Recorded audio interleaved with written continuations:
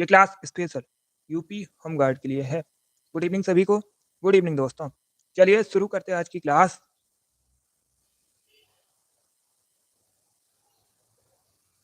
Question number first polity से संबंधित question है। भारत में किसी भी राज्य का मुख्यमंत्री बनने के लिए मिनिमम एज कितनी होनी चाहिए? अच्छा क्वेश्चन है। तो सही उत्तर ऑप्शन नंबर सी होगा 25 वर्ष करेक्ट आंसर होगा। किसी भी राज्य का मुख्यमंत्री बनने के लिए न्यूनतम आयु होनी चाहिए 25 वर्ष। Option number C correct answer है। वाक्य आप लोग याद रखिएगा, आपसे पूछ सकते हैं भारत का प्रधानमंत्री बनने के लिए न्यूनतम आयु कितनी होनी चाहिए? तो आप लोग याद रखिएगा 25 वर्ष होनी चाहिए। भारत का राष्ट्रपति बनने के लिए न्यूनतम आयु कितनी होनी चाहिए? तो आप लोग याद रखिएगा 35 वर्ष होनी चाहिए। और भारत में किसी भी राज्य का राज्यपाल बनने के लिए या उपराज्यपाल बनने के लिए न्यूनतम आयु कितनी होनी चाहिए? तो आप लोग याद रखिए 35 वर्ष होनी चाहिए। ये सभी इंपॉर्टेंट हैं, इनको आप लोग याद रखिएगा। यहाँ से आपके 4 से 5 क्वेश्चन कंप्लीट हुए। बहुत अच्छे। चलिए आगे बढ़ते हैं। तो सही उत्तर ऑप्शन नंबर सी होगा। क्वेश्चन नंबर 2 वर्ल्ड ज्योग्राफी संबंधित क्वेश्चन है। क्वेश्चन को समझिए। निम्न में से कौन सा देश समुद्र के साथ सीमा साझा नहीं करता है? तो 4 ऑप्शन है। इसमें निम्न में से कौन सा देश समुद्र के साथ सीमा साझा नहीं करता है? देखिए रसिया समुद्र के साथ सीमा साझा करता है, चाइना भी करता है, ब्राजील भी करता है। तो सही उत्तर ऑप्शन नंबर डी होगा, कजाकिस्तान करेक्ट आंसर होगा। कजाकिस्तान जो है ये एशिया महाद्वीप के अंतर्गत आता है और समुद्र के साथ सीमा साझा नहीं करता है। तो डी करेक्ट आंसर होगा। राजधानी आपसे पूछ सकते हैं कजाकिस्तान की राजधानी क्या है? आप लोग याद रखिएगा अस्ताना। जो अस्ताना है कजाकिस्तान की राजधानी है। और इसके साथ ही आप लोग याद रखिएगा एक क्वेश्चन और पूछा जाता है कि कजाकिस्तान की करेंसी क्या है, मुद्रा क्या है? तब आप लोग याद रखिएगा तेंगे। कजाकिस्तान की मुद्रा है, राजधानी अस्ताना है। ये इंपॉर्टेंट क्वेश्चन है इसलिए आप लोग इनको याद रखिएगा। जिस महाद्वीप के अंतर्गत आता है तो आप लोग याद रखिएगा एशिया महाद्वीप के अंतर्गत आता है कजाकिस्तान। आगे बढ़ते हैं। क्वेश्चन नंबर 3 फिर से ज्योग्राफी से संबंधित क्वेश्चन है। निम्न में से कौन सी दक्षिण भारत की सबसे लंबी नदी है? तो 4 ऑप्शन दिए गए, इसमें कौन सी दक्षिण भारत की सबसे लंबी नदी है? गोदावरी, नर्मदा, कृष्णा या फिर तुंगभद्रा? ये ऑप्शन है।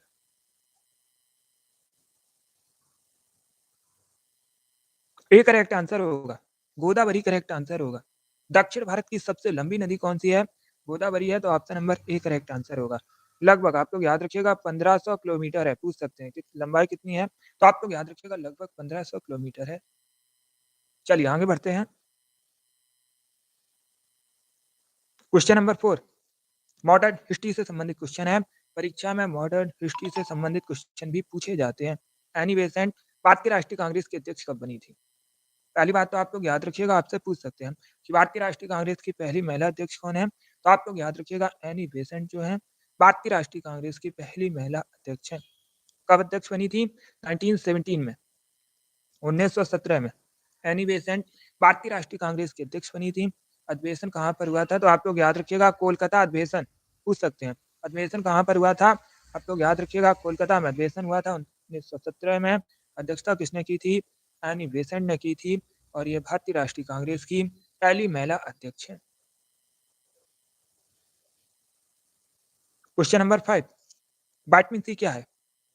अम्लीय, क्षारीय, उदासीन या फिर नन ऑफ दीज इनमें से कोई नहीं? ये ऑप्शन है।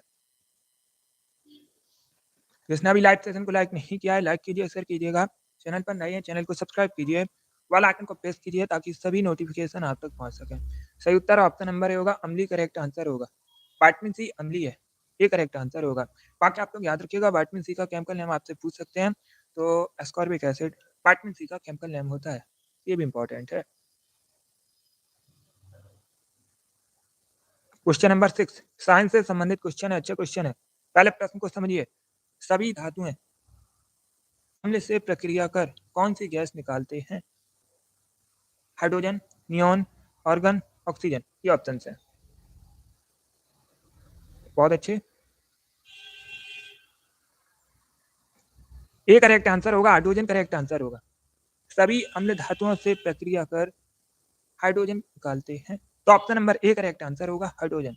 इंपॉर्टेंट क्वेश्चन है, बहुत सी परीक्षाओं में पूछा जा चुका है बिल्कुल इसी प्रकार से, इसलिए इंपॉर्टेंट है, आपके भी एग्जाम में पूछ सकते हैं। ए करेक्ट आंसर होगा। क्वेश्चन नंबर 7, भारत में सबसे अधिक प्याज का उत्पादन कहाँ पर किस स्टेट में होता है, किस राज्य में होता है सबसे अधिक भारत में प्याज का उत्पादन? महाराष्ट्र में, उत्तर प्रदेश में, गुजरात में या फिर हरियाणा में? इस प्रकार से ऑप्शन है। तो सही उत्तर ऑप्शन नंबर ए होगा, महाराष्ट्र करेक्ट आंसर होगा। भारत में सबसे अधिक प्याज का उत्पादन कहाँ पर होता है? महाराष्ट्र में होता है। ए करेक्ट आंसर होगा, महाराष्ट्र। क्वेश्चन नंबर 8, भारतीय चिकित्सा अनुसंधान परिषद कहाँ पर स्थित है? भारतीय चिकित्सा अनुसंधान परिषद नई दिल्ली में स्थित है। न्यू दिल्ली करेक्ट आंसर होगा। ये पुलिस की परीक्षा में पूछा जा चुका है, तो option number A correct answer होगा। बहुत अच्छे। क्वेश्चन नंबर 9, हॉकी का जादूगर किसे कहा जाता है? निम्न में से किसको हॉकी का जादूगर कहते हैं? बहुत अच्छे।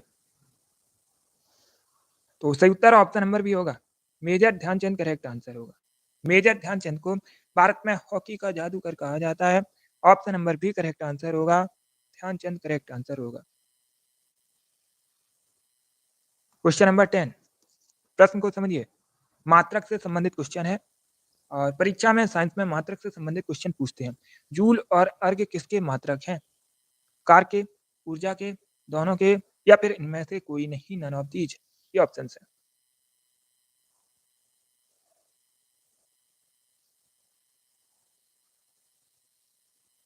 प्रश्न को समझ लीजिए, उसके बाद ही आंसर करिए।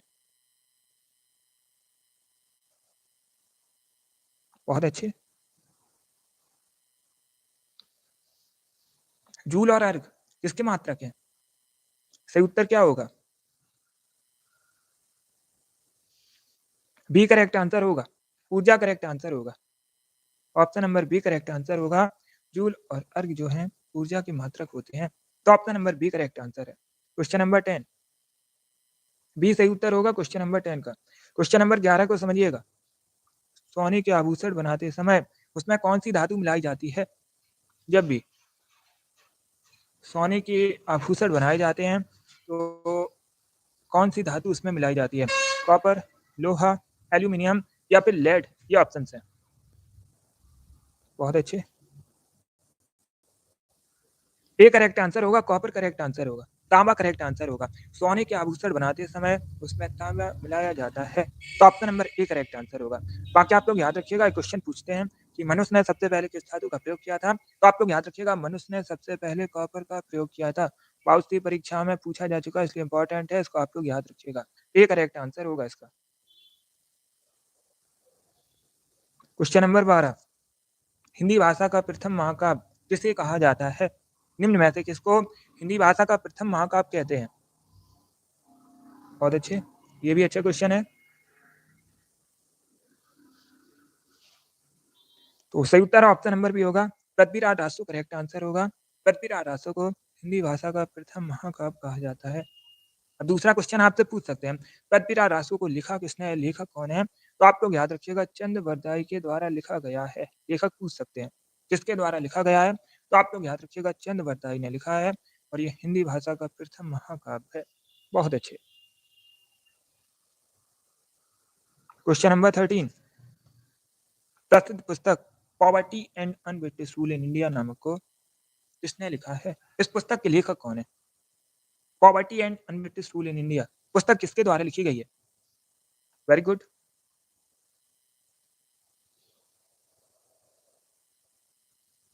ए करेक्ट आंसर होगा, दादा भाई नौरोजी करेक्ट आंसर होगा। दादा भाई नौरोजी ने लिखी है poverty and unBritish rule in India नामक पुस्तक। इसके साथ ही आप लोग याद रखिएगा, दादा भाई नौरोजी को भारत का वयोवृद्ध पुरुष भी कहते हैं। ये पूछते हैं क्वेश्चन कि भारत का वयोवृद्ध पुरुष किसे कहा जाता है, तो आप लोग याद रखिएगा, दादा भाई नौरोजी को। ए करेक्ट आंसर होगा। क्वेश्चन नंबर 14 अच्छा क्वेश्चन है, प्रश्न को समझिएगा। मध्य प्रदेश से अलग करके छत्तीसगढ़ को किस वर्ष नया राज्य का दर्जा मिला था? 1998 में, 1995 में, 2000 में या फिर 2005 में? ये ऑप्शन है। तो सही उत्तर ऑप्शन नंबर सी होगा, 2000 करेक्ट आंसर होगा। आप लोग याद रखिएगा, 1 नवंबर 2000 में मध्य प्रदेश से अलग करके छत्तीसगढ़ को नए राज्य का दर्जा मिला था। सी करेक्ट आंसर होगा, 2000 करेक्ट आंसर होगा, 1 नवंबर 2000 में। यस, सी करेक्ट आंसर होगा इसका। क्वेश्चन नंबर 15 अच्छा क्वेश्चन है। मौना लोआ नामक सक्रिय ज्वालामुखी किस देश में है? निम्न में से कहाँ पर है? किस देश में है मौना लोआ नामक सक्रिय ज्वालामुखी? भारत में, यूएसए में, चाइना में या फिर रसिया में? इस प्रकार से ऑप्शन है। तो सही उत्तर ऑप्शन नंबर बी होगा, अमेरिका करेक्ट आंसर होगा। यूएसए में मौना लोआ नामक सक्रिय ज्वालामुखी है, यूएसए करेक्ट आंसर होगा। क्वेश्चन नंबर 16 पहले प्रश्न को समझिएगा। क्वेश्चन इस प्रकार से है, निम्न में से कौन सा रोग बैक्टीरिया की वजह होता है? तो 4 ऑप्शन दिए गए, इसमें कौन सा रोग बैक्टीरिया की वजह से होता है? अच्छा क्वेश्चन है ये। इस प्रकार के क्वेश्चन भी पूछते हैं परीक्षा में। Very good.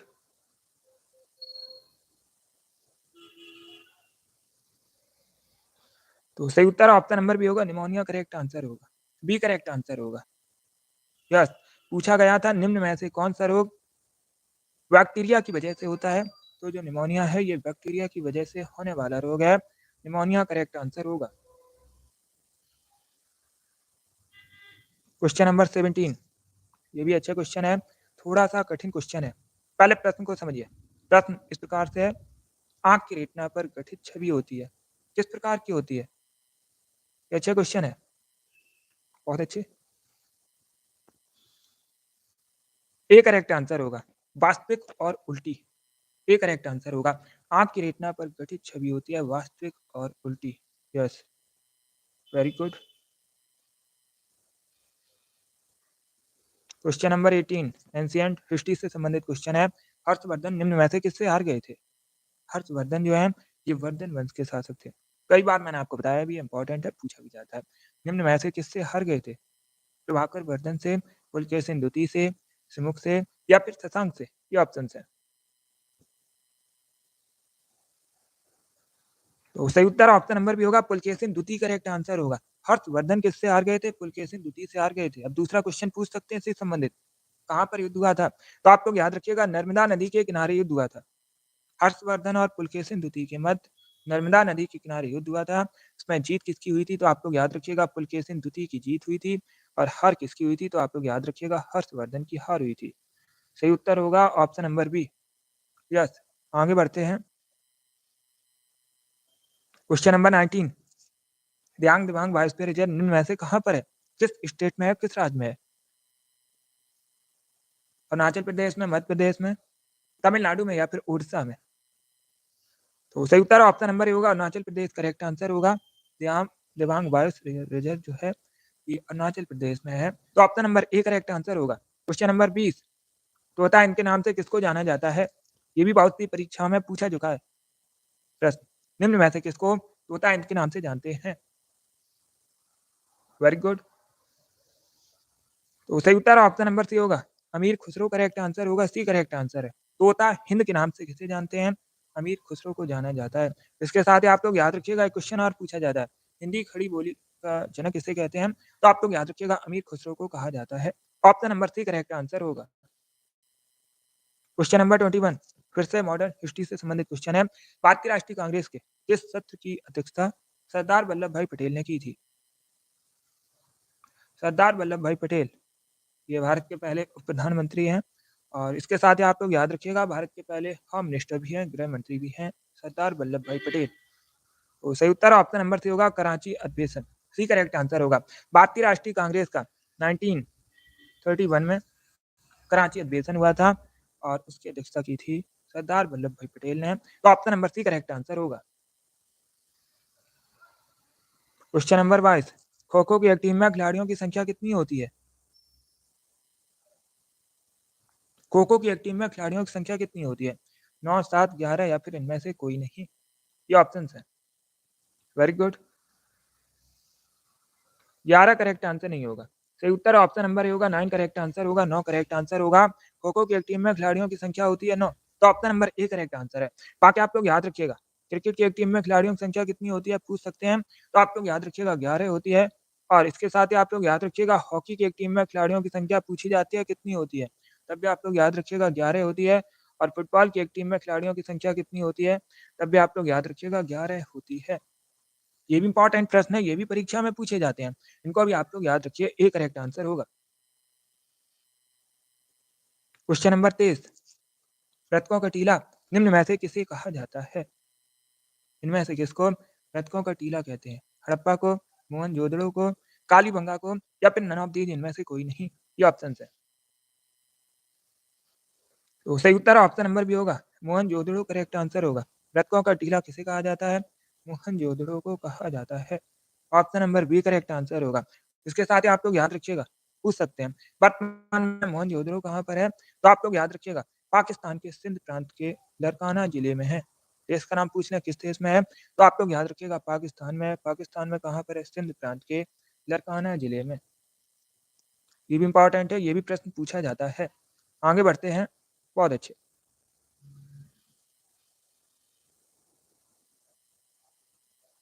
क्वेश्चन नंबर 24 दक्षिण भारत का मैनचेस्टर किसे कहते हैं? निम्न में से किसको दक्षिण भारत का मैनचेस्टर कहा जाता है? कोयम्बटूर को, कानपुर को, चेन्नई को या फिर अहमदाबाद को? ये ऑप्शंस हैं। Very good. तो सही उत्तर ऑप्शन नंबर ए होगा, कोयम्बटूर करेक्ट आंसर होगा। ए करेक्ट आंसर होगा। आप लोग याद रखिएगा, दक्षिण भारत का मैनचेस्टर किसे कहा जाता है? कोयम्बटूर को कहते हैं। अब आपसे पूछ सकते हैं, कोयम्बटूर कहाँ पर है? तो आप लोग याद रखिएगा तमिलनाडु में पूछा जाता है। कोयम्बटूर कहाँ पर है? सभी लोग याद रखिएगा तमिलनाडु में है। उत्तर भारत का मैनचेस्टर किसे कहा जाता है? सभी लोग याद रखिएगा कानपुर को कहते हैं। कानपुर कहाँ पर है? ये भी आपसे पूछ सकते हैं। कानपुर उत्तर प्रदेश का शहर है और अहमदाबाद को भारत का मैनचेस्टर कहते हैं। पूछ सकते हैं, भारत का मैनचेस्टर किसे कहा जाता है? तो आप लोग याद रखिएगा अहमदाबाद को कहते हैं। अहमदाबाद कहाँ पर है? गुजरात में है। यहाँ से आपके 3 क्वेश्चन कंप्लीट हुए। इनको आप लोग याद रखिए, इंपॉर्टेंट है परीक्षा की दृष्टि से। तो इसका आंसर करिएगा क्वेश्चन नंबर 25 के लिए।